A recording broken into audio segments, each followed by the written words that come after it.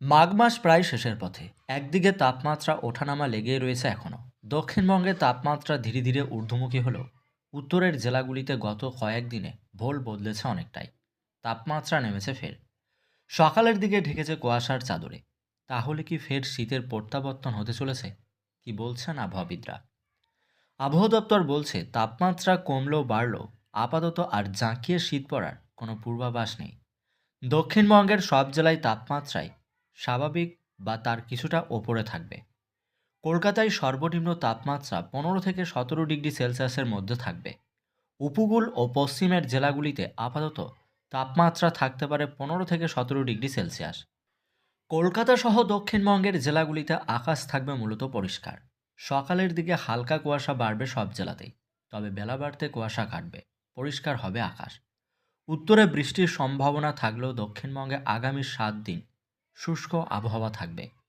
কলকাতা, পূর্ব মেদিনীপুর, পশ্চিম মেদিনীপুর, বীরভূম, মুর্শিদাবাদ, হুগলি, উত্তর 24 পরগনা, দক্ষিণ 24 পরগনা, নদিয়া, পূর্ব ও পশ্চিম বর্ধমান, বাঁকুড়া, পুরুলিয়া এবং ঝাড়গ্রাম, এই সব জেলাগুলির কোথাও কোনো বৃষ্টির পূর্বাভাস আপাতত নেই। শুষ্ক আবহাওয়া থাকবে। আপাতত হালকা শীত থাকলেও ফেব্রুয়ারি মাঝামাঝি সময় থেকে উধাও হবে পুরোপুরিভাবে, এমনটাই কিন্তু জানাচ্ছেন তারা।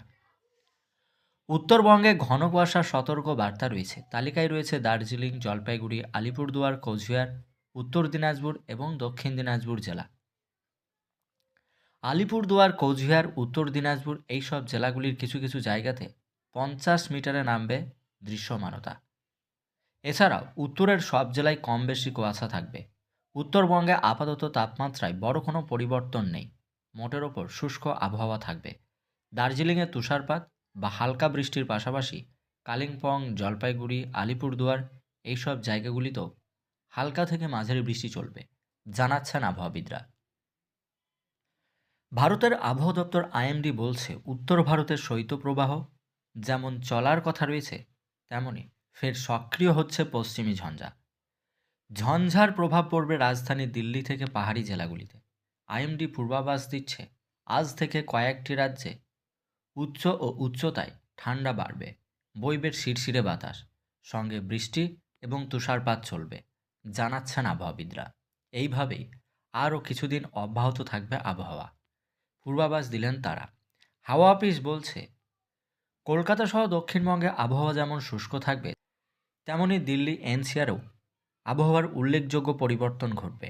আরও তীব্র হবে ঠান্ডা, সর্বনিম্ন তাপমাত্রা কমে যাবে। আইএমডি জানাচ্ছে দিল্লি এনসিআরে বজ্রপাত এবং বৃষ্টিপাতের সম্ভাবনা থাকছে। পশ্চিমী ঝঞ্ঝার প্রভাবে রাজস্থানে মেঘলা আকাশ থাকবে, বৃষ্টিপাতের পূর্বাভাস থাকছে।